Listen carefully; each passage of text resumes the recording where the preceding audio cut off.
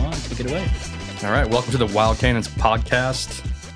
In the studio today, we have Jeff to my right. Jeff, how you doing? Doing pretty good today. Looking forward to this one. Nice. I heard someone might have said that you looked what today? Tired and stoned.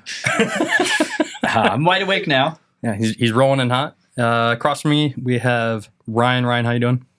I'm doing good. No one told me I look tired or stoned or homeless today, so feeling good. Good. Right on. And what did you see as we were hanging out in the parking lot today? Jet, what did I see? Some interesting characters. Oh, maybe? yeah. Just a little riffraff out there, but... That was me. Jeff. I was going to say that was just Jeff showing up late. Today we have a very special guest in the studio. We have pro skater Nathan Vitale. So Spokane local, filmed Killer Part with Space Program's Blue Marble, has been featured in multiple posts from the Berrics, had interviews in the Spokesman Review to Transworld, where one of their writers said, "The dude can do it all. He's creative and powerful. He has gained respect and global recognition for his creative trick combinations. And a theme that I've found from everyone that I've talked to is that you're super creative. You can ollie like a madman. You're humble, kind, funny, hardworking, and passionate about bringing life or fun to skateboarding." Wow. You must have talked to some great people. I did talk to some great people and did a little homework as well. But Nice. thank you so much for taking the time to join us. And I know there's some listeners out there that are really excited to have you on here. Sweet. Well, thank you so much for having me. Right on. So we're just going to jump into it. And knowing a little bit about your background, we like to do a little origin story. But you kind of got into, I almost said snowboarding, kind of got into skateboarding 2 times, right? So you kind of started young and you had a little, problem not wearing a helmet. And then you kind of came back to it. So Yeah. what was the spark that when you were, a young teenager or whenever you were at that really kind of was the trigger to get you into skating? Well, me growing up skateboarding, there used to be this thing called Fuel TV. Oh, Right? yeah. So I would just sit there, and as soon as I found that, I watched X Games, and I saw Nigel Houston. He was probably 11, 12 years old in X Games, and I was like, whoa, this kid can do it. I'm a little kid too. Why can't I skateboard? So, got a skateboard. Just loved it ever since. But yeah, watching Fuel TV every day was really the thing that made me crazy for it. I was like, oh my gosh, I just want to do what these people are doing. This is so sick. And, So just did it ever since. So from there, that was the spark that captured you. You're watching it on TV and you're like, this is something that I want to do. Yeah. I'd see people doing ollie, and I'd be like, that's impossible. I don't know how to do that. I'd love to learn. So I also went to, they had a mini ramp at the Spokane Fair one year. Okay. And I saw a bunch of people skating out there, and I was begging my mom. I was like, oh, let me bring my board. I'm going to go there. I'm going to shred this ramp. I mean, I didn't know anything. I didn't know how to drop in. I would go embarrass myself if they actually let me in there. But I remember rolling up to the fair with the skateboard in the trunk and going and watching. My mom's like, hey, you want to go get your board? And I'm like, nah, nah, let them do it. Oh, that's awesome. That's crazy they had it at the fair. Where did they have it? Inside or was it outside? It was outside. They just had a mini ramp. And I remember this kid jumping top rope into the ramp. I was like, whoa, that was crazy. He was probably a year or two older than me. In my mind, it was Austin, but it probably wasn't. But yeah. Yeah. You're talking about Austin Viz? Yeah, I'm talking about Austin Viz. Yeah. Love it. We love him. He's a skateboarder and a snowboarder. Oh, he's an Dude. amazing skateboarder. I know. He's so good. That guy. And he's been hitting the ball straight and far, it looks like, on the golf course, too. Yes. So true. Love you, hate you. So who were these influences then around you that helped start shaping you into the skater? Was it someone that was local that was helping push you or that you latched onto, someone from school? Or was it just this external kind of global realm of skating from magazines and videos and Fuel TV? So growing up skateboarding, I skateboarded by myself for like the first few years. So like my only influences were things I was consuming on YouTube or Fuel TV or this or that skate videos. Those were the people that inspired me. But I started going to Joe Albee when I was about 13 because I didn't even know there was a skate park down there. Like it had been there, but I was just like, I just skated my flat bar in front of my house and just did flat ground tricks all day. So I had no idea what was going on. I didn't even know there was a scene of skateboarding in Spokane because I was just like, I'm the only skateboarder, you know, like, like all my friends growing up quit skateboarding. So it's just me now, you know? So it's like, as soon as I went down there, like my first day, I saw like Jotty and like, I'm sure Austin was like there the first few times that I was there. And I was like, whoa, like there's these people that are like, there not only is there skateboarding in Spokane, there's like really good skateboarders in Spokane, and I suck, you know? It's like, so as soon as I started getting around them, kind of just clicked immediately, and I was like, whoa, like these people are really sick. And I didn't always like stay in tune with the Spokane skate scene. I like would like weave in and out of like going back to like skating by myself, or like I got really invested like in high school. I was super integrated in high school and being a teenager and all that stuff, like doing high school sports. I did like track.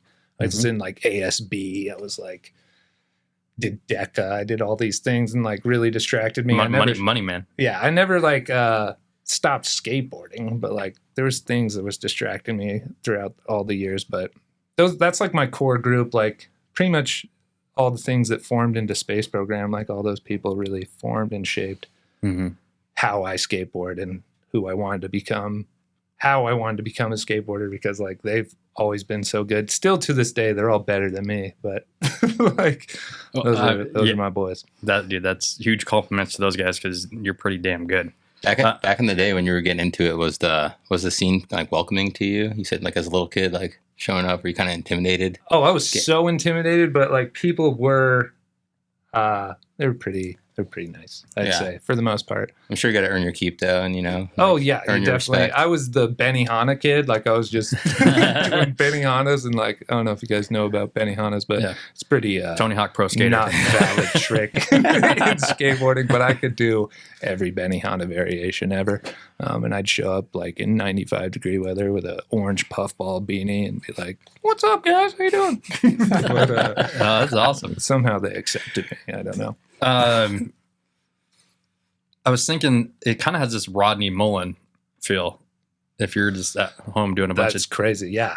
is there inspiration from? I don't even think I knew Rodney Mullen's like backstory back then about him like being in the barn, like just training every day. Yeah. But These I'm two sure, were looking across at each other like, who is that? I'm sure I remember that would've- from Tony Hawk. Okay. Yeah. I'm sure if I would have known about that, I probably would have resonated with that a little bit when I was a kid. But no, I mean, Rodney Mullen skateboard tricks were some of the first things I ever typed in on YouTube because I was just mesmerized. I was like, whoa, primo. Like, what's going on right now? Yeah. This guy's dancing. Yeah. Literally. Yeah. Yeah. Quite the performer. That's sick. Was there like outside influences as well to kind of evolve and make your skating style? Or was it just kind of in your head of what I'm seeing, I'm going to go home and do these tricks? And I mean, just- like, I had people that I'd looked up to growing up. Like, my first video ever was A Time to Shine. It's a Transworld video. And Dylan Reeder has the last part in that video.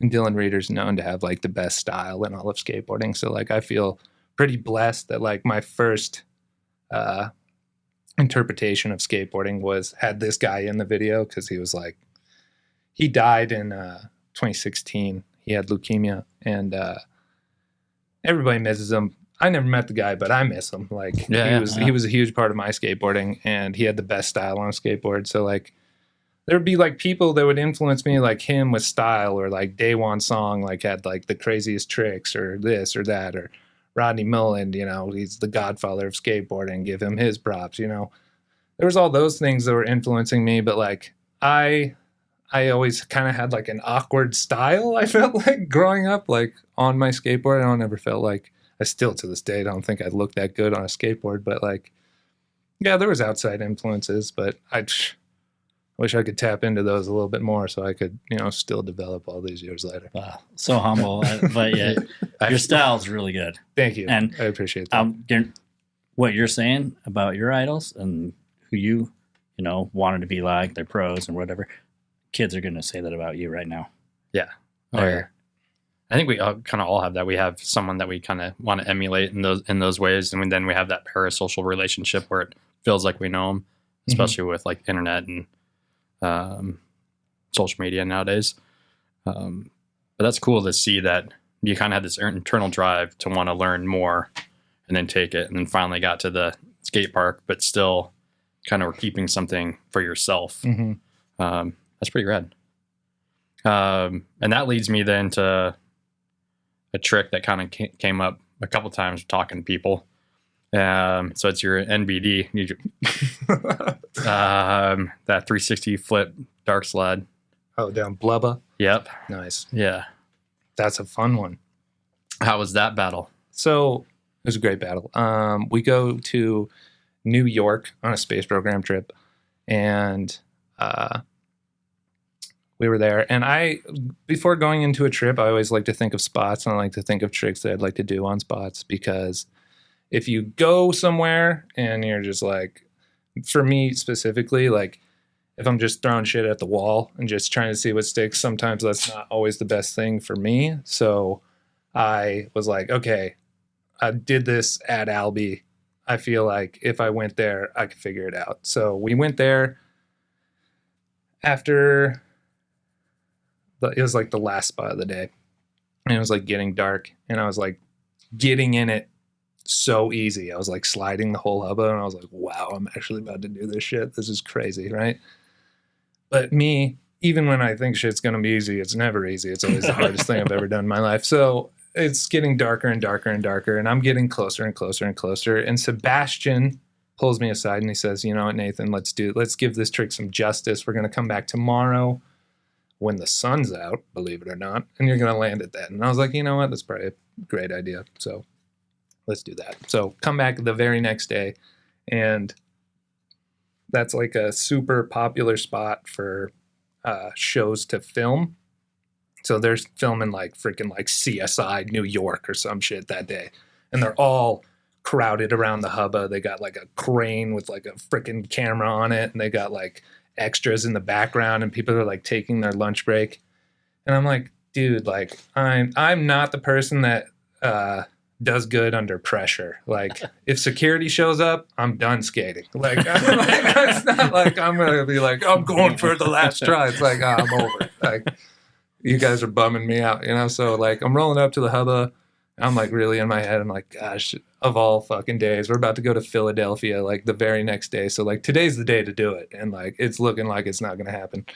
And there's this guy sitting up there, and he's like, hey, we're actually on lunch right now. So like you probably got like 45 minutes if you want to try something. And I was just like, now I have this thing in my head, like you only have 45 minutes to do it. So I'm like, okay, let's go. And like the day before, like I was saying, it was working so well. I was getting into it. It was like working. It was going to happen. It just got too dark. Today, it's not working at all. Like I'm like sliding out on my ass. I'm like falling all over the place. I'm screaming at the top of my lungs in New York, just like, which is nice about New York. You don't look like a crazy person when you're screaming at the top of your lungs in New York. So I'm losing it.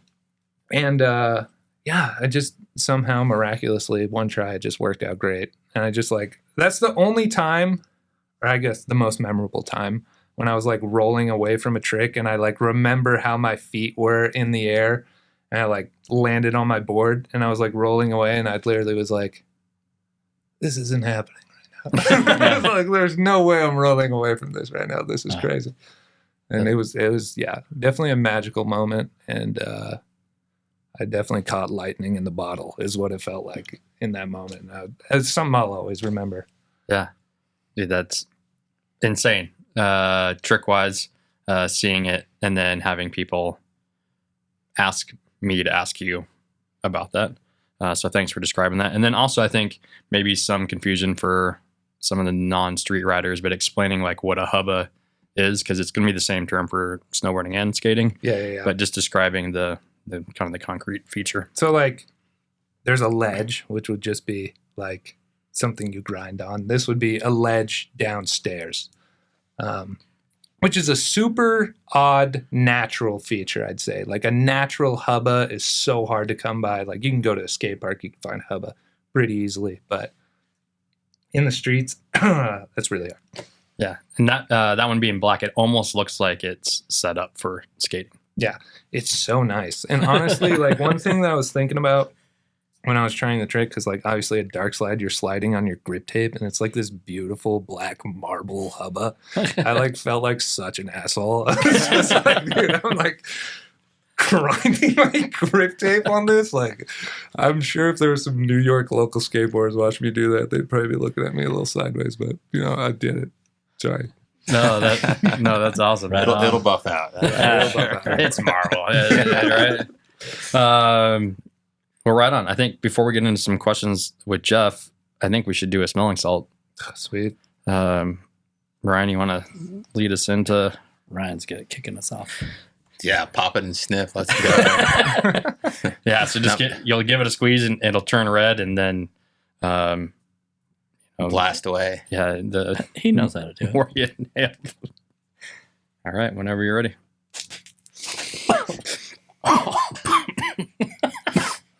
Spicy, That one got both nostrils. I have like one good nostril and one really bad nostril, and that got my good nostril. Oh my gosh. Do you hit one of those when you're trying to trick? I've never hit one of those. You might take a couple when you're in the battle next time, and you can just take a break and Might make him rage out too much. that might break some skateboards. Spark something. I have a funny question. Have you ever been on a snow skate? A snow skate? Yeah, I had a snow skate for a while, and I would like just go out to some local hills and just build a jump and like throw 3 shoves and like try and tray flip it and like hard flip it and all that stuff. I'm an idiot. Like the sliding hills and like or any. Yeah, just like the park. Like an actual just a hill. Not like a bunny hill. That would be way cooler. That would be so sick to like actually have some time to like feel it out. Those things are so hard. They're like extremely challenging. It's nothing like skateboarding. Like skateboarding. No, it's quite different. Just like the flipping, it's like so flat and like low to the ground, and like the leverage point is like way different. So I find it challenging, but they are really fun. I did really enjoy it. Nice.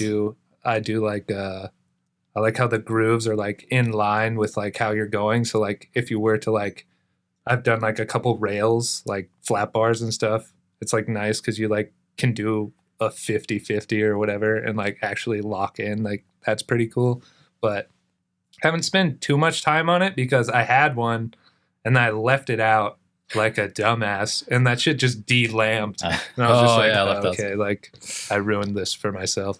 So it's just a straight flat bottom, like just a wood core with like a piece of plastic. Yeah, pretty much is what it is. I have a Premiere. So that was a fun snowboarding question.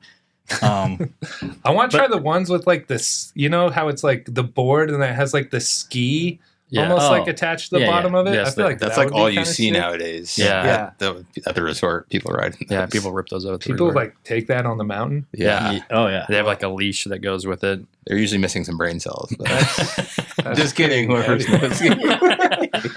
Those look fun. No, we'll find one for you. We'll go up there this year. Yeah, Nick Stroh, if you know that name at all, out in Wallace.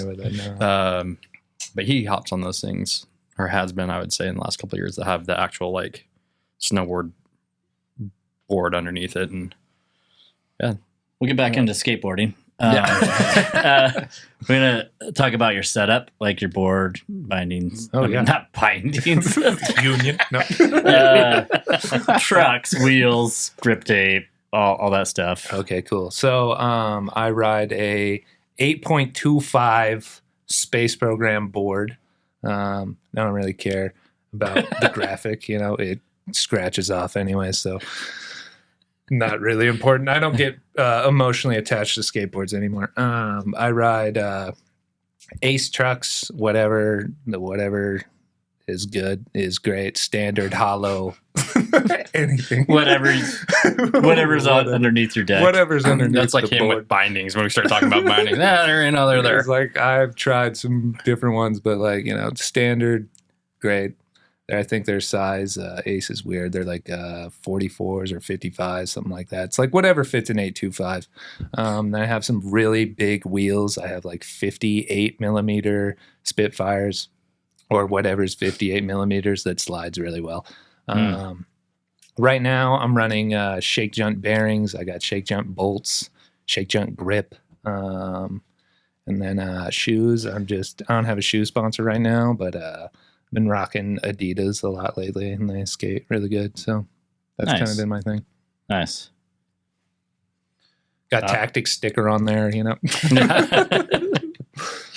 How many boards do you go through a year? A year is a great question. I'd say when I'm skating a lot, I'm probably going through a board a week. But it's like I live in Spokane. I don't travel a whole lot during the winter, so I probably go through a good 20, 30 boards a year, give or take. Are the bigger wheels better than the small ones for here in Spokane? They're so great. Mhm. They're like a cheat code, because you got tiny wheels. Every crack and bump is like catching you up, but bigger wheels are. I go to Portland a lot. A lot of people in Portland ride really big wheels, and I was like, they must be onto something. So I saw that, and I was like, okay, I'm just gonna do it. And then like pinching your grinds and stuff is so much easier, and just like I hate changing stuff out. Like I just want to have it and just like ride it till it's dead. So like big wheels is like, okay, if I get them bigger than I even want them, if I ride them for like 3-4 months, they'll be in the sweet spot for a bit. And then like I can keep riding them, and then they'll get small. And then like 6 months to a year later, I'm like, Switch okay, them I'll out. get a new pair of wheels. That's a good question. Yeah. That's a great tip for our listeners. Yeah. There you go. Pro I would tip right there. have no idea. So, do you have a trick list? Do you like when you go to spots? Do you just start up with your number one trick, and then do you have a level of tricks or So, a trick list? I do have a trick list, and it drives me crazy and keeps me up at night because I have like a journal on me at all times when I'm skating. It's in my backpack. Don't ever open it. I saw somebody at the skate park. Like I was like chilling there, and like when my bag grabbed it, and I was like, "That is not for you." dude, yeah. I was like, "Don't ever open that," because like That's like anywhere, right? But that's one of those- sacred. Yeah, don't touch my. It's like Private I got a possession lot of right tricks there. in there that I don't want leaked. Anyways, it also has all the tricks I've ever done, like in there too. So it's Do like, you jot down the trick and where you were? yeah, trick, spot, Yeah. who filmed it. Uh-huh. Like I like keeping track of all that stuff. But my trick list, I have like spots and like the trick I want to do at the spot. And it's long. And it's like some things I'll probably never even do because they're just like so hairball. But it's just like I think it's nice to have that to be like, maybe I'm not going to do it tomorrow, and maybe I'm not going to do it in this video part, but maybe 2 video parts down the line, maybe I'll be even better. Yeah. And maybe I'll be able to do it then, So I do keep a trick list, is very extensive. There's some very wild things and things that if I said out loud, people would be like, "You're crazy." That's not going to happen. I like that. That's But I do like keep challenging it's- yourself every night, Yeah. every day. That you would even be like, well, I did that on that feature. Maybe I could do this. Some things that sometimes it's like things that I just will go look at and I'll be like, that's impossible. But if anybody could do anything on it, I feel like it would be this. And it's like, maybe I could be that person. I don't know. I love it. That's- So I was just thinking like an extension of that. So like writing it down, if you're manifesting it, do you think writing it down helps you stay focused on attaining that trick if you didn't write it down? Yes. I had one Christmas. It's Christmas, my birthday, something. Mary, my fiance, she was like, "Nathan, what do you want for your birthday or Christmas?" Whatever it was. I'm getting you a gift. what's it going to be? I said, I want a teacher-sized whiteboard. And she's like, why would you want that? And it's like, well, I can jot down ideas. I can brainstorm. I can do this. I can do that. So while I was filming Blue Marble, my trick list was written on my whiteboard. And like, if you got to check off one of those things off that list, it's like, there's no greater feeling than like crossing one of those out, erasing it, putting a check mark by it. And like, there was a few times I got to do that, but when I did get to do that, it was like the greatest thing ever. So yeah, definitely writing it down and helping you manifest it. It also like keeps you like accountable for it, especially when I'm filming a video part. It's like, I want to do this. I've gone and I've tried it before, I just haven't landed it yet, or I haven't tried it yet. Well, this is going to get me to go do it, or this is going to get me to go land it. Especially when it's staring you in the face in your bedroom every day, and you're like, "Gosh, I need to get to that," So no, that's. I think it's great advice for at least our snowboard listeners as well that are younger that are spending time in the park, unlike us, but just maybe doing something like that. Just to have some goals, I feel like that's huge. As opposed to just showing up at a spot and like, doing whatever, like having some goals in mind, manifesting stuff, I feel like that's huge. Visualization. I mean, there's a lot of, you're visualizing it before you're doing it, writing it down, thinking about it, I'm sure all the time. I'm on my pillow just like awake at night. It's like, I also think like sometimes that's bad too, because like when I'm on my pillow and I'm thinking about the trick, often what gets me to stop thinking about it is I start thinking about all the bad shit that could happen. And then I'm like awake for way different reasons. Oh, dude. I don't want to break anything on that whiteboard. Like, maybe I'll cross that trick off before I even do it. We'll get there one day. But this might stem into the story you already told, but what's your favorite story about getting kicked out of a place? Oh, wow. Or a spot? Favorite story about getting kicked out? There's one that I can think of that I don't really want to share. That's good. So what's the next? My favorite second. Oh, this one's pretty comical. So this is actually down further from here, because there's a lot of spots around here. I don't know if you guys know, like this is a really skateboard rich area. Okay, a lot of good stuff around here. Yeah, educate us. But down the street, there's a building, has like a out rail, and every year we do WRTC. We run the city. I don't know if you guys are familiar with that. It's like a 48-hour video contest. And we were just down the street checking out this spot. I'm rolling up to it. Everybody's rolling up to it. And this lady comes out, freaking out. She's like, "Get the fuck out of here. We got kids sleeping in there." I guess like maybe like foster kids or something like that. Or kids that are waiting to be adopted, like live in this building, blah, blah, blah. Apparently they were sleeping. It was nighttime. I get it. So she comes out freaking out. She's like, "Get the fuck out of here. We got kids sleeping in there." And I was just like, "Okay, yeah. No, totally. Let me just gather up the troops and we'll get out of here." She was like, "Wait, what?" And I was just like, "Yeah, no, like I don't even have to be here. Like I could be like plenty other places. Like this spot kind of sucks." And she's like, "Wow, like thank you so much for like being so understanding. Like I really didn't expect that." And I was just like, "Yeah, no, like we're people too. So I get it. You don't want me to be here. I don't even really want to be here." I don't even know if I can land a trick. Let me go tell them, and I go tell them. They're like, "Are you kidding me? We got to leave." I was like, "Yeah, dude." She was like, "Actually really nice. So like, maybe we should go." And she was like, "All right, bye guys. Have a good night." And I was like, super chill, I really hate when people come at like when I'm getting kicked out, it just is what it is, Like I said, there's plenty of other places I could be. This isn't the only skate spot in the world. And then have you ever been back there? No, I haven't. I don't even want to go try the trick there. But yeah, I hate when people are like super aggro about it. Like they're coming at you crazy and you gotta like be crazy back. And it's like, we could just leave. That'd be great. Like I don't have to deal with this. So do you think in Spokane is there that like aggro craziness? For sure. Yeah, it exists out there. I think people are crazier than like the cops. Like the cops, I don't think give much of a fuck at all. Like, I They got really bigger don't think fish to they fry. care. I think people are so, I don't know what's up their ass. I don't know what they're so mad about, but yeah, they don't like skateboarders. Believe it or not, it's crazy. It's like, just let me do my tricks on my little piece of wood. What did you just say? I don't know what they're so mad about. I don't know. Like, what? Destruction of property? Oh, come on, right? Yeah. Like, I'm a professional. Fine. That doesn't let me work. Just, let me just slide it. And, I haven't pulled that card, but So I it know, doesn't work. I was thinking of like in like snowboarding when they go to street spots because they have to build a lot. Yeah. In that, are you building much when you're going to these spots, or you're just hitting everything like? No, I mean, there's things you got to do to like maintain the spot. Like, you're gonna have to wax it. Sometimes wax isn't gonna work. Sometimes you got to brick rub it. Sometimes you got to lacquer it, let that dry, then wax it.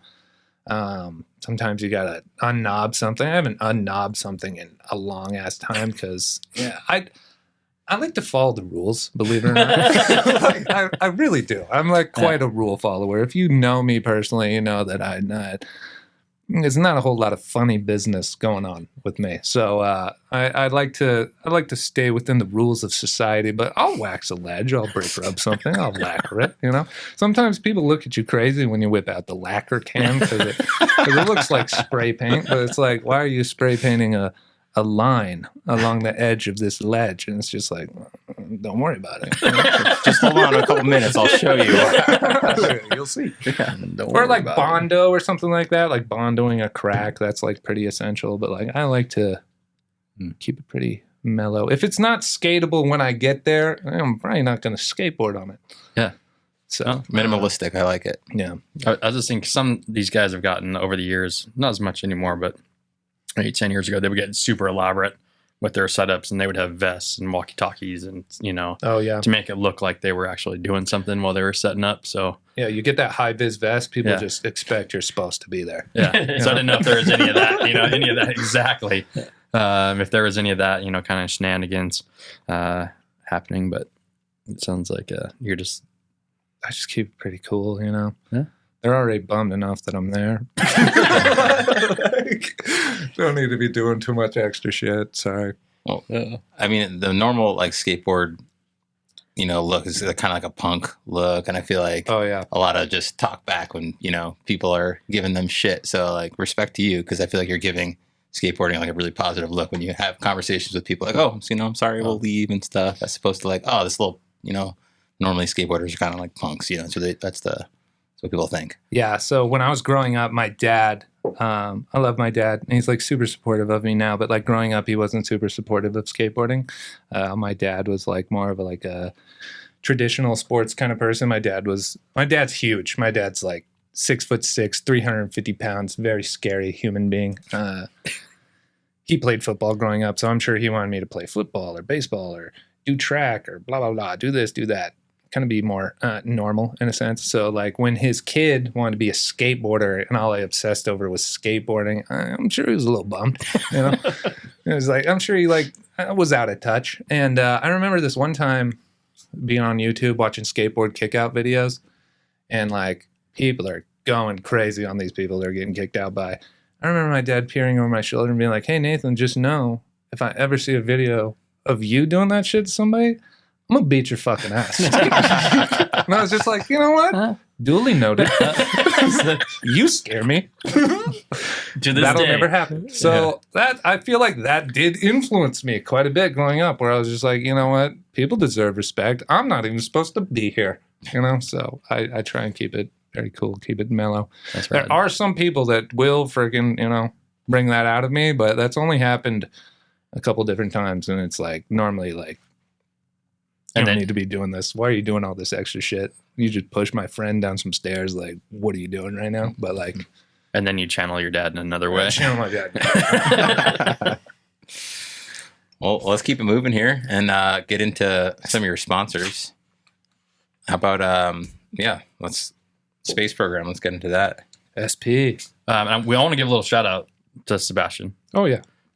Me too. Kind of cutting you off there. That's Sebastian Lopez. Jeff and I actually know him, and if it kind of rings a bell, we played soccer with him. Oh really? Way back, I don't know, a while ago when he was still in Spokane. And then I helped part of the GoFundMe Oh, hell yeah. for that. So I had some of the first stickers and beanies That's sick. when he was first getting it going. So super rad dude. And I don't know if you want to elaborate more on him, but sorry, Ryan, I kind of railroad a little bit, but since he is, oh, go ahead. So expand on your sponsor. Yeah. Space Program's great. Shout out to Space Program. Sebastian, wonderful individual. Sebastian's like one of my best friends. And one thing that I feel like he wouldn't talk about so much because I don't know, maybe he's shy or maybe he's humble, whatever it is, like Sebastian like created the Space Program as a launching pad for like all these people that he believed in growing up in Spokane skateboarding, because the reality of the situation is to make it out of Spokane in skateboarding is a really hard feat to do. And there's nobody outside of, maybe Josh at Pistol, or maybe you ride for Paradigm, whatever. Those are your only avenues to get to something bigger, So Sebastian had the idea that I'm going to start a skateboard company and I'm going to give these kids boards in hopes that they're going to do something with skateboarding. And I just think that's like so awesome and like amazing for him to do that, because like, yeah, a big part of why I'm so good at skateboarding is because that dude like gave me enough boards to like actually do skateboarding.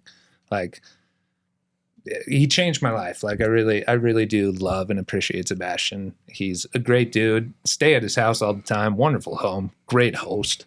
Mm-hmm. He's a great dude, and I love what he's done with Space Program, and I hope he continues to do great things with it too. Agreed. Super rad. Any other sponsors that helping you out? That I got to shout out Tactics, of course. Got some great people over there in Portland. I love going down there and seeing everybody. Like they've like all become like some of my best friends, and they're really cool people over there.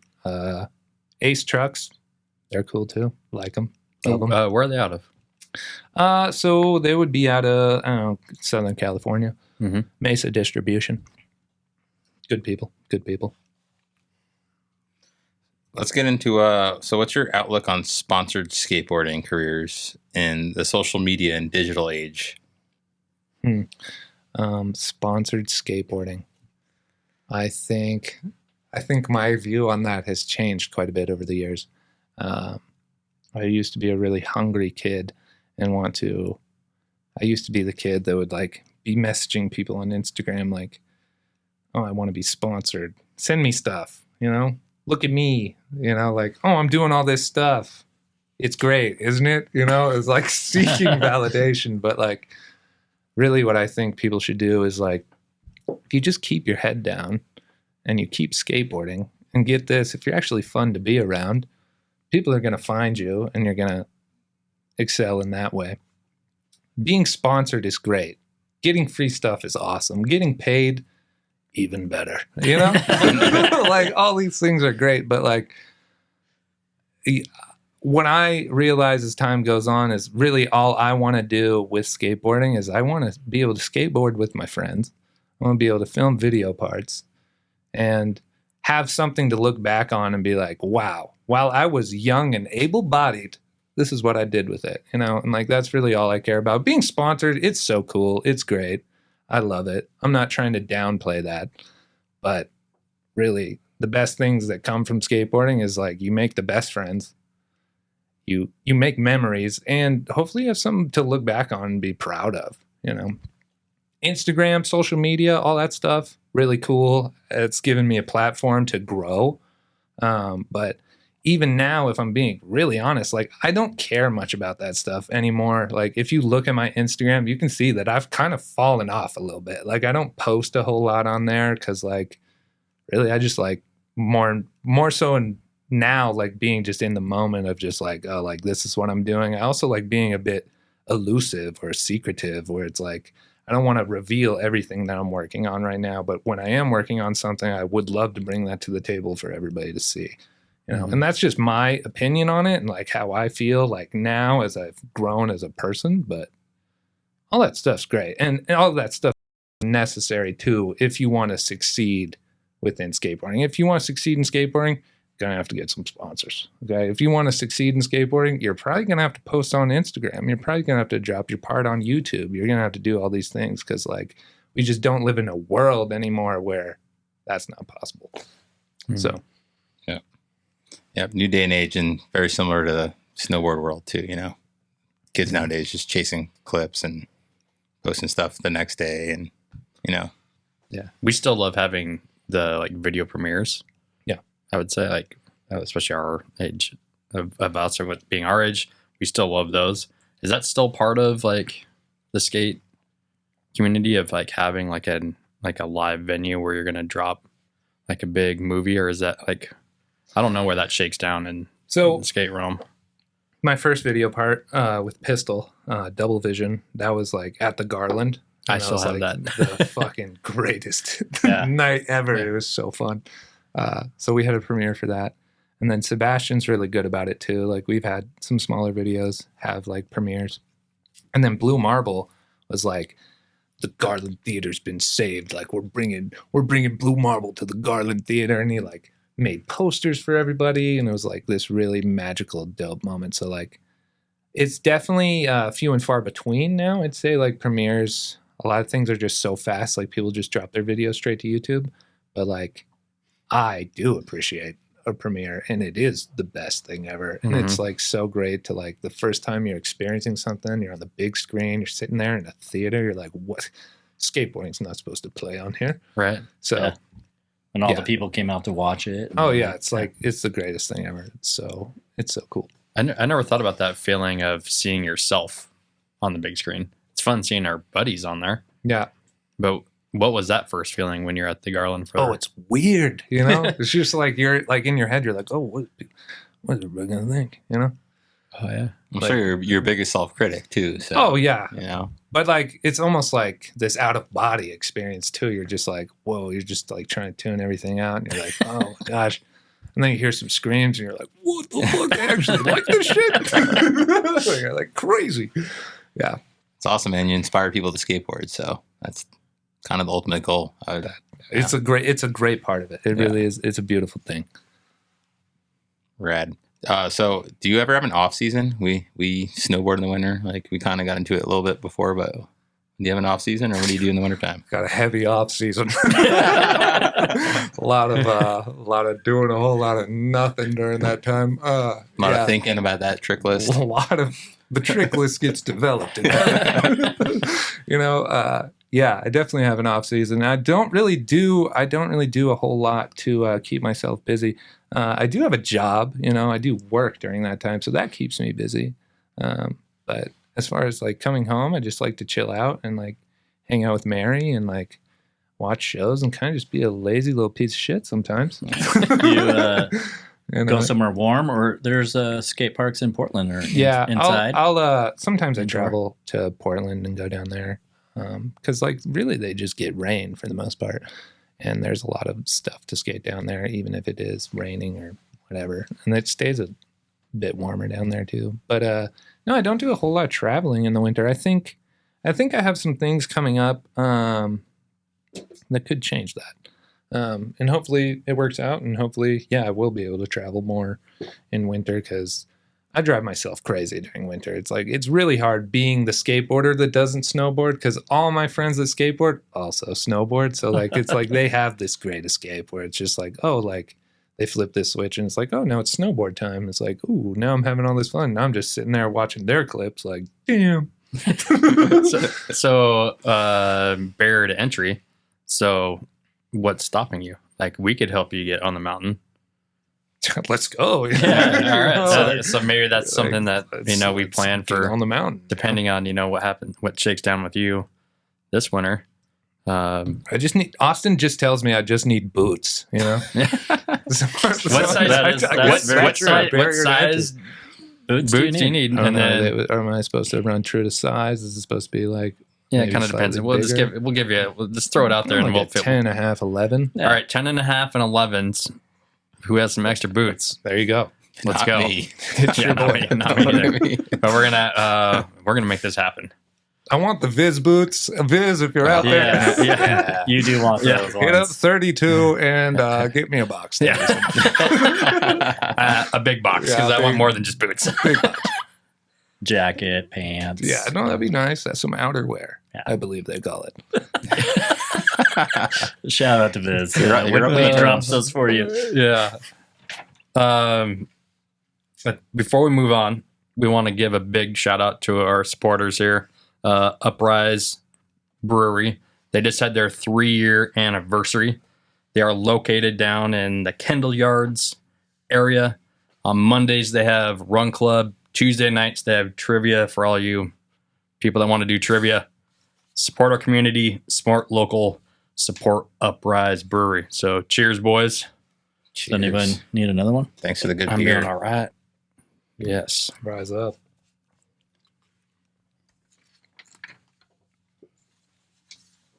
And I have a few loaded questions for you now. Oh, great. And these are from Sebastian. Oh, amazing. Yes. I love it. And so we have 4 of them. Oh, great. And the first one, can you tell us about the hard flip slam during your first trip to New York? Oh, I'd love to. So, like, this was, like, kind of like my tryout trip. That's, like, a big thing in skateboarding. It's like, they don't, like, you're not on the team. Sebastian was, like, maybe giving me something here or there. Actually, let me backtrack a bit. I'd love to tell the story. Let me backtrack a bit. WRTC happens. There's a space program challenge, right? Do so-and-so trick, blah, blah, blah. I end up winning the challenge. I get like 2 space program boards. So I'm hyped. I'm like, ooh, I got 2 brand new boards. I set up the board. I go skate Hilliard. I'm trying to learn kickflip back nose blunt on the tiny little Hilliard rail. I land super front foot heavy and I de-lam my board. Like my nose is fucked. My board looks perfectly fine, but my nose no longer functions because it's lost all integrity, you know? So I messaged Sebastian, of course, genius idea. And I'm like, hey, the board de-lammed. Any way you can give me another one? He says, you don't ride for space program? Absolutely not. I was like, amazing. Thank you. I was a little hurt inside. Right? But he was like, hey, actually, we're going to New York, blah, blah, blah. You should come with. If you can pay for your ticket, you can come along, right? And I was like, okay, great. So I'd never spent $500 on a ticket or whatever it was in my life. You know, I'd never even had $500, but I ended up getting $500 to go on this trip because I was like, this could be my chance. This could be my moment, you know? Put it on credit. Let's go. I had no idea what that was back then. How old were you? I was, I don't know, 18, Oh, yeah. 17, 18. So got the money, gave it to Sebastian. We end up going to New York. And I'm having this great time. We're going, first time in New York. I'm like, the best place to skateboard in the world. Like you skate down the street and there's like 10 spots on the way to the spot you're already going to. You're like, this place is great. So we go to this spot. It's like a bump, flat. And then there's like a tiny little wall. It's maybe like 6 inches tall. So you're supposed to launch off the ramp, go over the flat, land on flat ground, right? So I'm like, oh, you know what? Do a hard flip on this. I'm super good at hard flips. This will be easy, right? Never easy. It never is, you know? So you got to throw down, push like 3 times full speed to hit the ramp. So it's a hot day. I'm thirsty. Oh, I'm just dying of thirst. And I'm trying this trick, as it normally goes, because it's me. And I remember I was like so tired and I was so thirsty and I was just like, I just need some water. And there was a convenience store right up the street. So I knew water was easily accessible. But Mike, he's going to hate that I'm pinning this on him. But Mike was like, Mike Miller? Mike Miller. Oh, You can't have any water until you land this trick. And I was just like, why'd you have to say that? Because you know I'm going to do it without water now. So kept trying.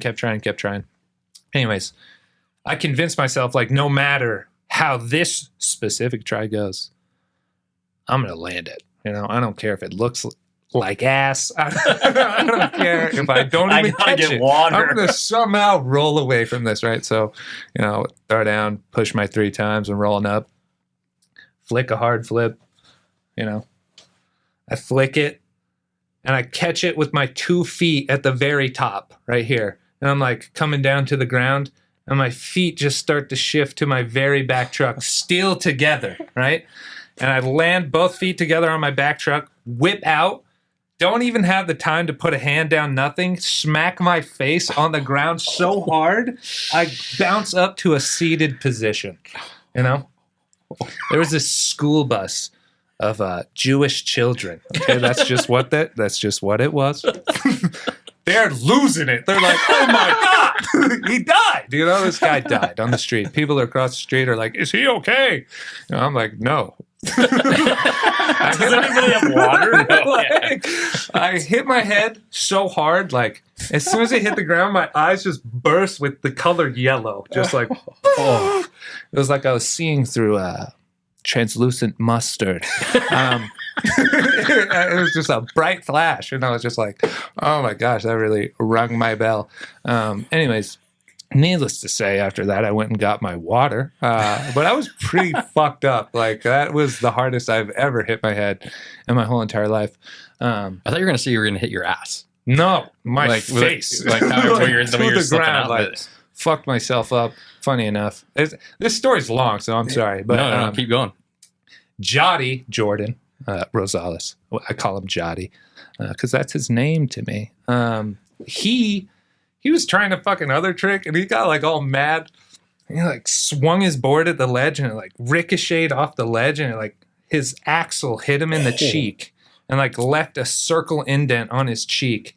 And like I remember leaving the spot, and he's like talking to Sebastian. He's like, "Yeah, isn't that spot sucked? Like me and Nathan both hit our heads." I was like, "I fucking hit my head." I was like, "You did that to yourself. Like, don't even claim that shit."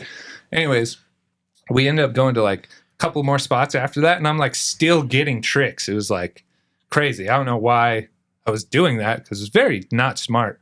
But fast forward into the night, I think I'm perfectly fine. I'm like, oh, you know, whatever. I just rung my bell.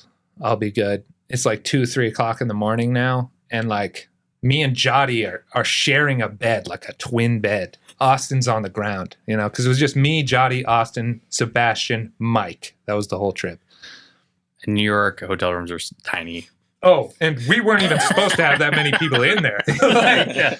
I remember me and Austin going down to get some towels, and Austin being like, hey, is there any way we can get some more towels? And the lady was like, how many people you got in there? And he's like, I don't know, like 5? And she's like, what room are you in? And we just ducked off. We were like, with no towels. You know?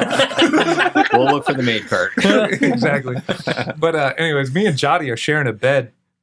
And I remember just stealing the covers in the middle of the night and going to the bathroom and being like, I'm sorry. And I spent the whole night just puking, like profusely. It's the most I've ever puked in my whole entire life. Puked like, I say every time, this isn't even the number, but I puked like 68 times in one night. I was just like, Sebastian and Mike thought I was dying. Like, Mike's like coming in the middle of the night, like knocking on the door. And like, I don't know if you guys know Mike, but like, rare to see some like pretty emotion, concerning emotion out of that guy. And he's like knocking on the door, like, hey Nathan, need anything? And I'm like, get me a loaded gun. I want to die. You know? You're like, I should have got water earlier. Yeah, like, I was in some rough shape. And then I couldn't even skate the next day either. So like, and they were going to all the sickest spots. They're like, oh, we went here and here and here. And I was like, oh, great. Just all the places I wanted to go on this trip. Thank you guys. Really appreciate that. But yeah, I think that that hard flip probably did more for me than any of the tricks I landed. You know, because at least he felt bad for me. And that was your tryout, or like it was a tryout trip. So you know, you were on the team after that. Yeah, after that, I came home and I was sitting on the ledge at Albie, and Sebastian was like, hey, like, you want to ride for space program? And I was just like, what? And he was just like, no, just go home, think about it. And I was just like, why do I need to go home? Like, I can just tell you yes right now. Like, that's do I get a skateboard? Exactly. Like, telling me you want to give me boards? Like, yeah, I'm down. Now it's like 30 a year. Love it. Got another one for you. All right, great. Oh, actually, I want to just circle back with Jordan Rosales. So I was really good friends with his uncle growing up playing soccer, and he actually lives real close to me. And then his dad had the what was it, South Side board shop that was up off of 57th for a little bit. So, and kind of another piece of snowboard skate community history that's there. And what is he up to now? Is he Jotty? Yeah. Jotty, he skates. He's a roofer. He works really hard. He loves to have a good time. He's a great, like, my best friend ever. Like, that's the person I go and anytime we're on a trip and I'm forced to share a bed or a room with somebody, that's my road dog. So yeah, Jotty's great. That's it. Great dude. Funny enough, I thought he I thought he hated me for like the last 5 days, but I guess he just like broke his phone. Didn't text you back. He didn't text me back, didn't pick up any of my calls. I'm like, damn, like he's like salty about something. Like, this is weird. And then like I was like texting him like, dude, like just use your words. And then it turns out he just broke his phone. Pretty funny. Yeah. I'm glad it was just a broken phone. Yeah, me too. Me too. What does Back-Seat Boogie mean? Back-Seat Boogie Boys is just me and Jotty. Like whenever we're on a trip and we have to share a car or a van or whatever, it's like we're going in the back seat, and like the Back-Seat Boogie Boys is just essentially me and Jotty. If you get to sit back there with us, you will be viewed as maybe an alternate or a possibility for the future. But nobody has permanently broke into the Back-Seat Boogie Boys. It's just me and Jotty is pretty exclusive club. Good deal. Yeah. The quest for a Philly cheesesteak in Philadelphia. Yeah, so we're in Philly. I love there's been no hesitation. I know exactly what you're talking about. that story. When we were in Philadelphia, big ups to Sebastian. This was the dopest Airbnb we've ever had on a space program trip. And it was really close to like the two most popular Philly cheesesteak spots. So every night we were in Philly, we were just like, we're going to get Philly cheesesteaks. And then we would like be pitting them against each other, like which one's actually the best. Maybe this is the best. Maybe that's the best. I don't remember the names because I'm not from Philadelphia. I didn't spend much time out there, but there's some great Philly cheesesteaks out there. So if you're ever down there, get them both.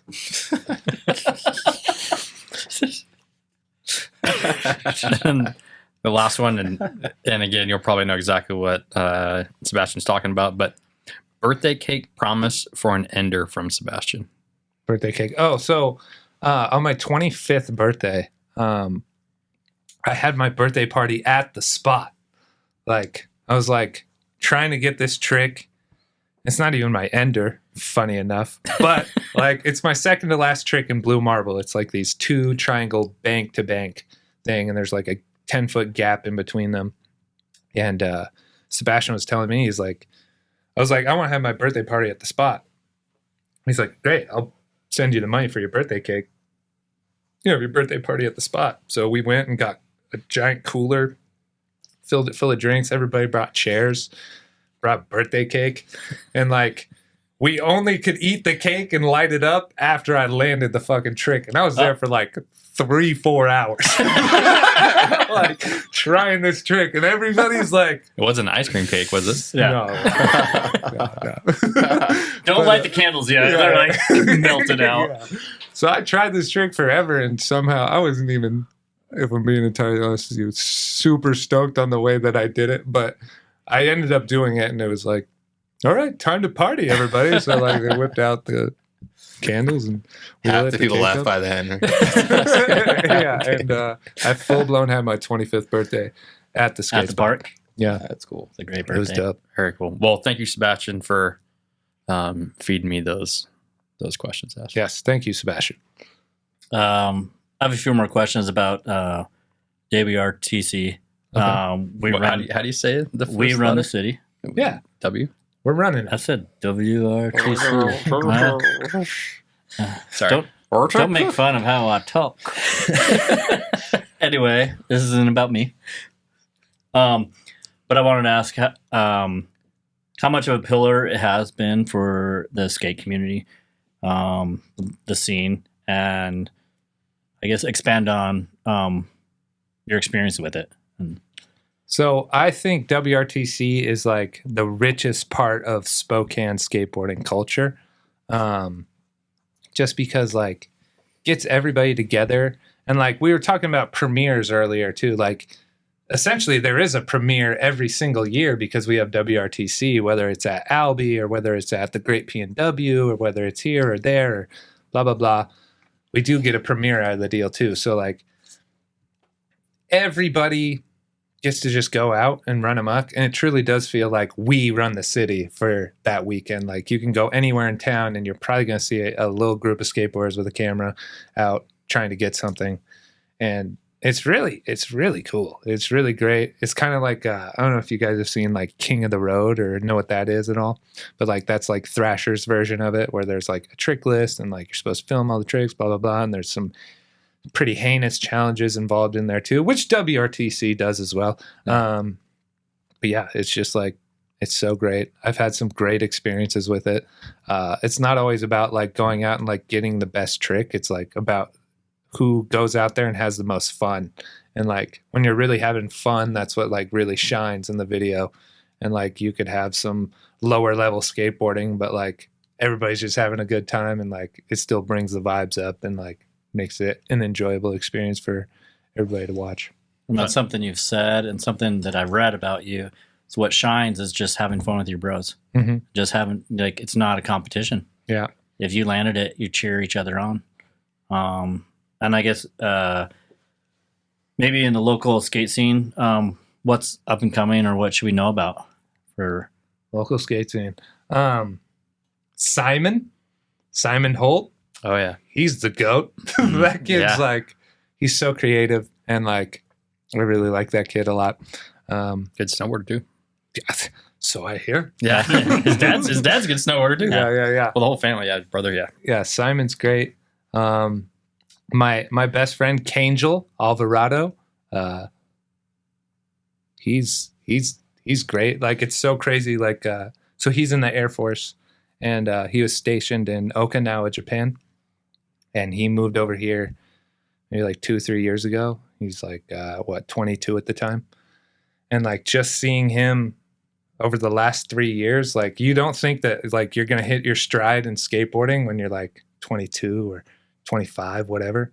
But like he's gotten so good at skateboarding where it's just like, I can't even believe this shit. Like you're like nollie heel flip crooking the ledge or like nollie flip crooking the ledge. And like we go out every weekend, like just film each other like on the camera. And it's just like so crazy to see like him develop.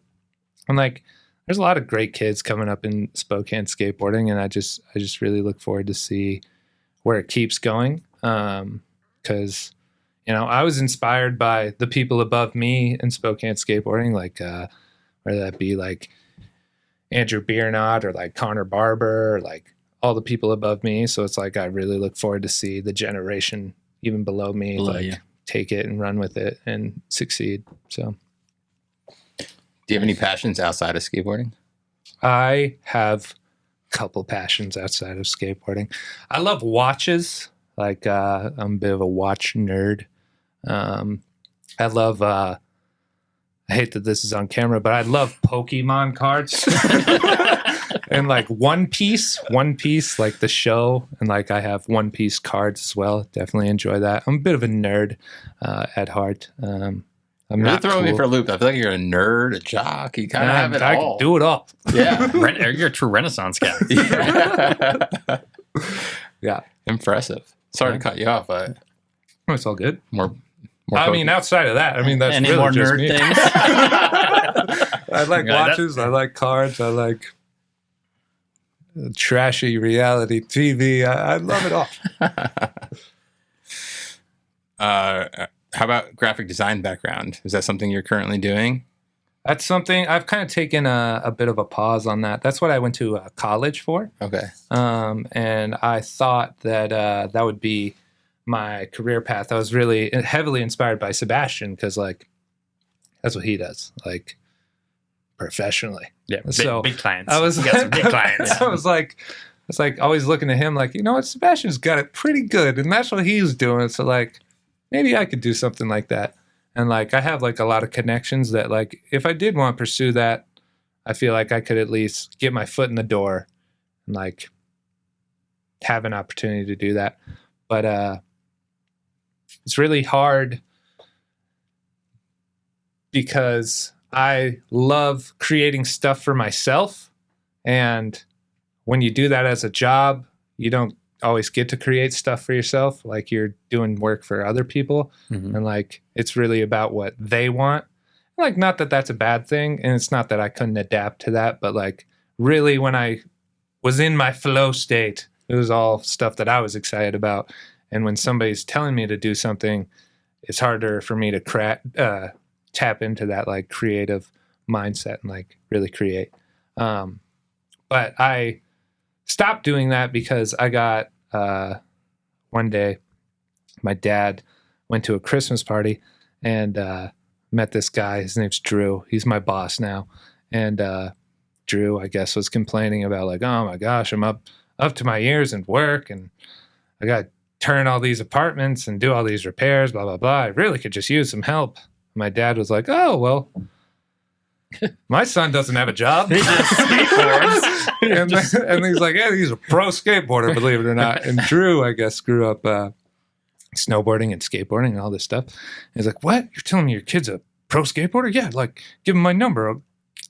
Give me a call right now, right? And like, I was like, okay, sick. So my dad was like, yeah, I guess this Drew guy is pretty excited to talk to you. He wants to give you a job. And I was like, okay, great. Like, called him up. He's like, yeah, dude, like, I'm like a contractor, like handyman type deal. Like, come out here on Monday and friggin' check it out, see what's up. And I show up day one and I'm just fixing shit and like learning how to do stuff. And I'm like actually doing shit with my hands every day. And like, it's different every day. And I'm like, actually fucking really enjoy it. Not to mention I have like the dopest boss on planet Earth. Day one, he's like, anytime you need time off for a skate trip, you got it. I was like, what? I was like, Yeah. So like, I got this sweet gig and like, I'm learning all these things. And it's also like a great future for me too. Like if I ever wanted to like break off and do my own thing, like I'm learning the skills to do so, to be successful. So I love my job. And sorry, graphic design, I love you too. I still would love to creatively tap into that every now and again. But yeah, that has kind of taken a bit of a pause. Well, you got it in the back pocket, you know? I got it in the So back pocket, you know? Yeah. Got it in the back pocket. Should we get into the hot takes? Yeah, I'd say we'll get into hot takes. We'll hit our smelling salt. But I was wondering with the graphics, do you get any choice? You're saying like you don't care about graphics, but with When we're talking about my graphics, yeah, it's not that I don't give a fuck about that. I really care about that. Because like I don't want nothing shitty on my graphics. Yeah. I do get a say. Like I'll give Sebastian an idea and then he'll throw something at me and I'll either say like, this is great, or next. I'm not sure I like this that much, you know? But normally Sebastian does a really good job and really nails it on the head within the first try, or at least the second. Yeah. Not a whole lot of times I've ever had to tell him like, "Urgh." I don't didn't like know this. during the winter if you're at home just designing like, oh yeah, this is what I'm gonna get. I'm gonna slide that. Have you over. ever thought like you will design your own board? I have definitely thought about that, and I have some mock-ups of some stuff that I've pitched to It's on Sebastian. the whiteboard, right? Before. It's on the whiteboard. Yeah, it's in Great. my It's good, Adobe man. files. Yeah.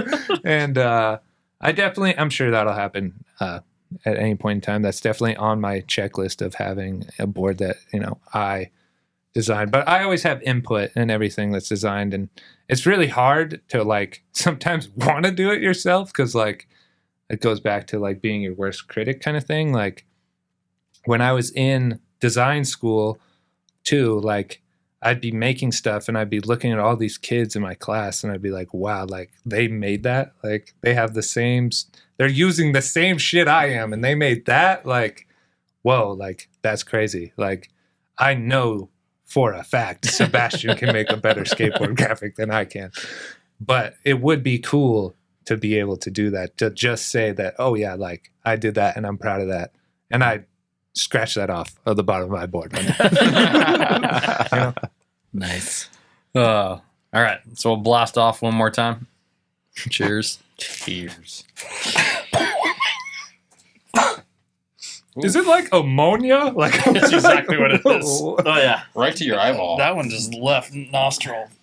Deep. That's Right eyeball. pretty heavy. All right. If you could have any sponsor, non-skateboard, just any sponsor out there, who would it be? Yeah, it would be Rolex. Rolex. Yeah, the Rolex. watches. Rolex would be. Yeah, I'd be an ambassador for them in a heartbeat. Like, that'd be All right. Let's get that going. I'm really curious to hear this one. Favorite brand of pickles? Oh, favorite brand of pickles. So, I love pickles in a bag. Like, I don't know why. Huh? But But the single ones? yeah, single yeah, pickle at in the a store. bag. I mean, we're going to shout I out can still Grillos. smell Grillos Grillos make some are great good. pickles. Trader Joe's has some great pickle options as well if you go dive deep in there. But I went to World Market one time. I had this pickle in a bag. It was in a red bag. I wish I could remember the brand. But that was the best pickle in a bag I've ever had in my life. And if I ever find out the name of it or I get a picture of it, I'll make sure to let you know and make sure to shout them out because it was particularly amazing. The favorite pickle. These were the first two were loaded questions. The first one was a true one, but I was talking with Sebastian. He was saying you need to ask him about pickles. So I thought you might say a pickle company would be one of your favorite sponsors. No, I'm sorry. Rolex trumps the pickle company. So then on the other end, I was going to bring a bunch of pickles, and then I was trying to get down here and Oh, forgot. so good. And I had some cucumbers too from my garden. I was like, oh, I should bring those Well, and pickle We them. can pickle them right now. And then Ryan was like, I like pickles too. And he was talking I'm about kind of a pickle connoisseur myself. So we're talking about, having like a nice spread. And I was like, oh, we totally Wow, blew that'd it. be great. But So it's maybe all next time, we'll get into something like that. Next time we see we get some. I'll Back to keep the my hot eyes. takes. I'll keep my eyes open for that red bag though. good. Yeah. Go to Um, World Market. Parker Street. Parker Street. It's so funny because like I go to like different skate parks all the time. I really feel like a fish out of water because I'm just like it. Even though it's made for skateboarding, it's like everyone's so different and like I feel like I really struggle whenever I go to a new skate park. But like if I go out in the streets and I even go to like a new street spot that I've never been to before, it's like the excitement of like, oh my gosh, this is new and like I get to skate this. It's like that's rare. Like I love when you said on your way to your spot in New York, you're like, there's 10 other spots there's we can like a film. bunch. Yeah. Yeah. That's where I really shine. It's like the street. when I go out in the streets. That's my favorite place to be. Thoughts on riding vert and bowls, and this has a little asterisk. Is this like for old heads, like people that are starting to time out in the streets? And I think absolutely not.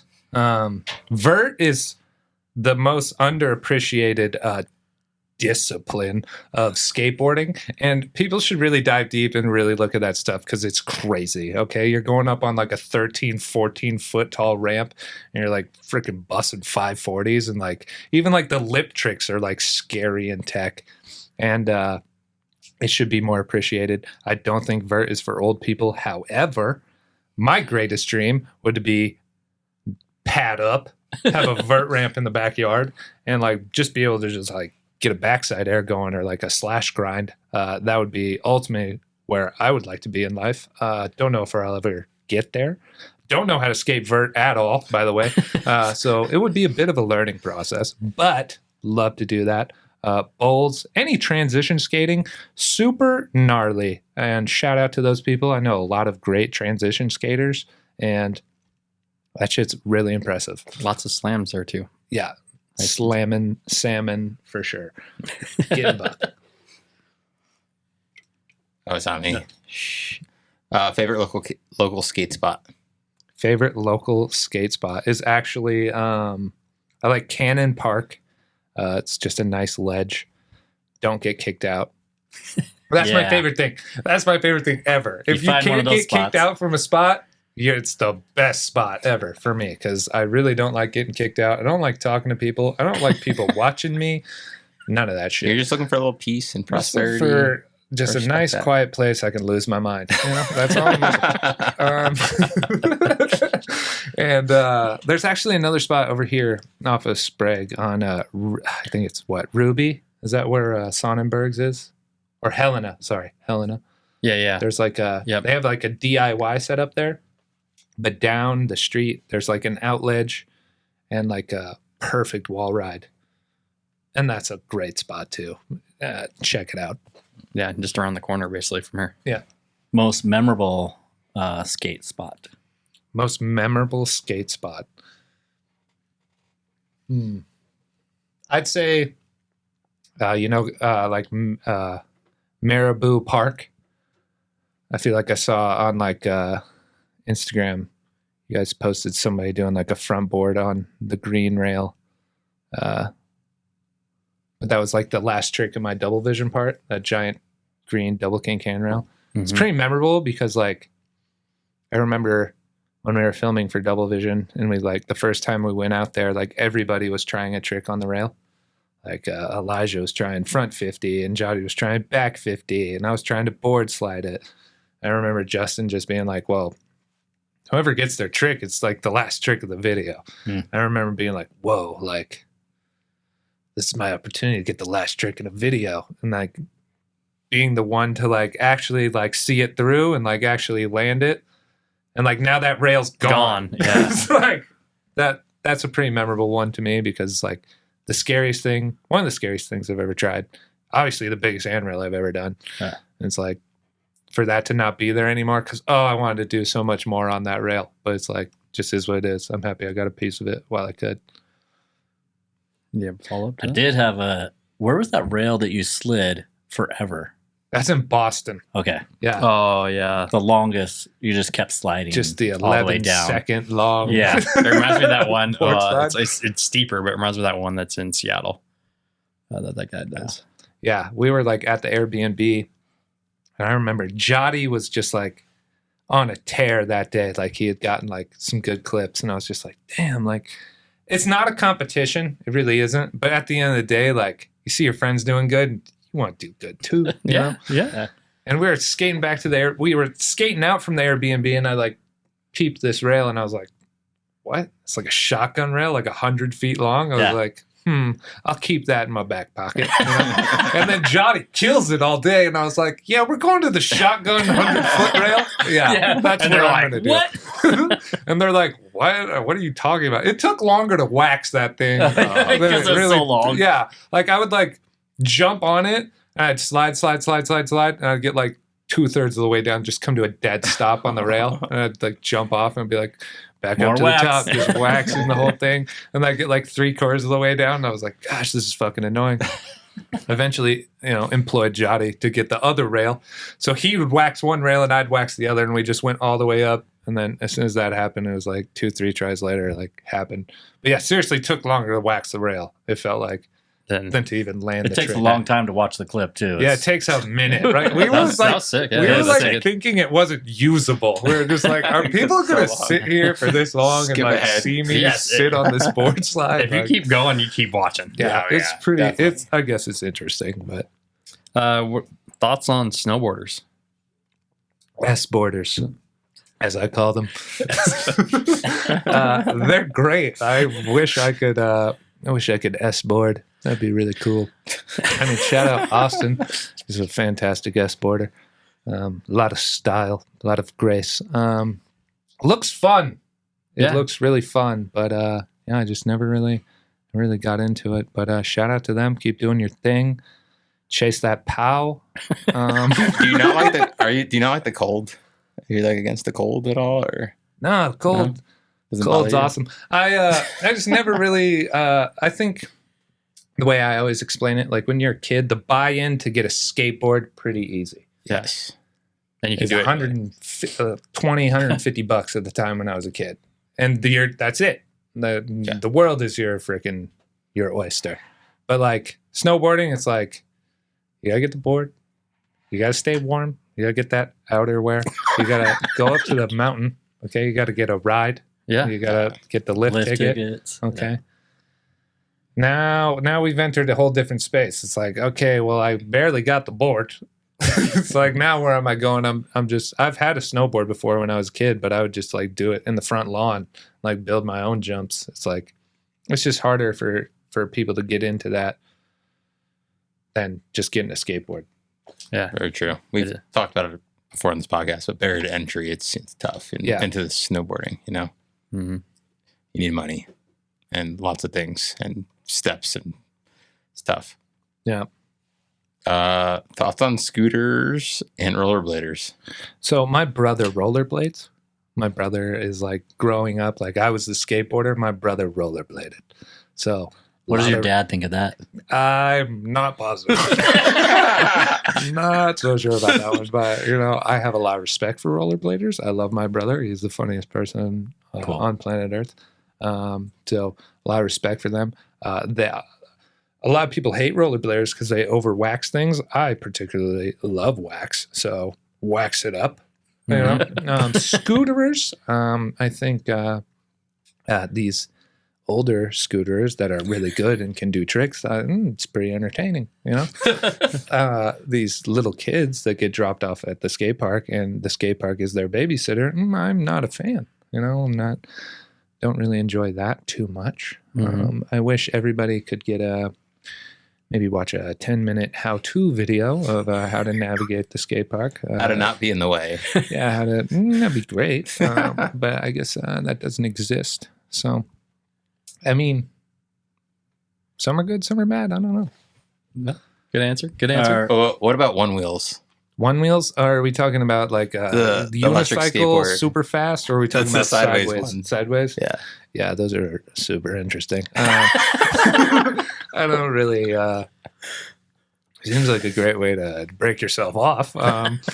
Well, I have one, and people tend to yell at me, "Do a kickflip" every time They they do? see me on them. Are they Yeah. pretty fun? Do you use it as like just like mobbing around like transportation type deal? Or you're like Transportation. getting down. Grocery getters? Not Oh, getting so- down. No, definitely not. Like launching a jump or something. You hit a curb though, like I launch can, up. I can, the hop, I can curb hop cut. curbs. Yeah. Okay, sick, I can't go sick. up now. People take those like on trails. Yeah, people get too overboard, but I've never tried one personally, so I guess I can't really speak too much on it. But I would. It looks fun, you know. It does look I fun. mean, dogs can do it. I just get a lot of hate from skateboarders on that. That's a shame. I've only seen maybe one or two at the skate park. They don't belong at skate parks. That's for sure. I can't say that I've ever seen anything that makes me want them to be there, but they do look fun. I would try it out sometime. I'll let you try mine if you ever Okay, want. cool. It's up to you. I'm going to bring the pickles. Bring the one wheel. We can do it all. Trick list, but do you have what's your next on your trick list? What's next? Or on my one that trick you'll list? share, maybe. Like, One that I'll share. Yeah. That's an even harder question because then I have to reveal what it is. I won't say what it is, but there's a rail I've been trying for maybe 6 years. And the first time I ever went there was the closest I've ever gotten to it. Oh, shit. And then every time that I've gone there since, I've gotten increasingly worse at it. So, like, if I could really hit my stride and just go there one time, maybe try 7 or 8, and actually do it, I would be pretty hyped. I'm not going to reveal where it is, but it. No, that's fair. No, you don't want someone else to hit it. Yeah, I definitely don't want. You know, maybe we'll bring some smelling salts, some pickles, one wheel. I'm gonna try. Yeah, maybe send me home a couple days.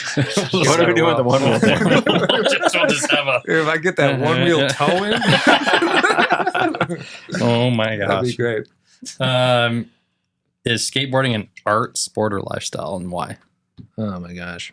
So it's all those things, right? So it's an art because like there's a certain appreciation for it, like how someone can do it, you know, or like how you express yourself or how creative you can be. It can be an art, right?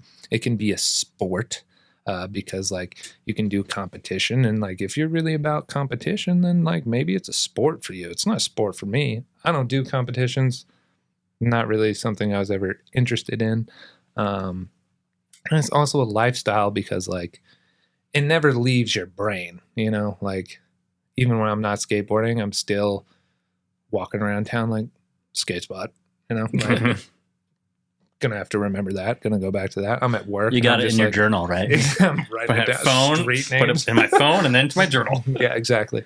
And even when I'm washed up, I can't skate to the level that I want to anymore. I'd still like to think I'm going to be looking at rails and shit and being like, "Ooh, that would be sick.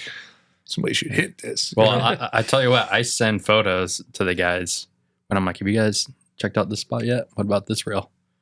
Or they're like too small." Hit me up.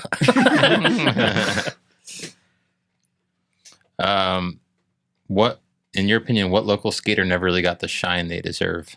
Oh my gosh. I have an answer for that because I think about this all the time. Nick Summers, I don't know if you guys know who that is, but Nick Summers is low-key the GOAT of Spokane skateboarding. Like, he's still skateboarding at this super high level to this day. I feel like he just doesn't get the shine that he deserves because the dude's freaking amazing. Like, you go to the park, he's got like such great attitude, he's got a bright smile, and he just does all the craziest tricks like so easily. And it's like, wow, like Nick Summers really, if somebody would have discovered this guy, like he really could have done something big. And like, I really admire that guy a lot. Nick Summers. If you don't know who that is, look him up. Scummers on Instagram. Scummers on Instagram. Yeah, look him up. That's it. He's a So good next guy. question: favorite local skateboarder? Sorry, of all Favorite time. local snowboarder? Austin. Skate. well, Great answer. snowboarder or That actually is skateboarder. the correct but answer. Nick is also your favorite local. Yeah, he's definitely one of them for sure. My favorite local skateboarder.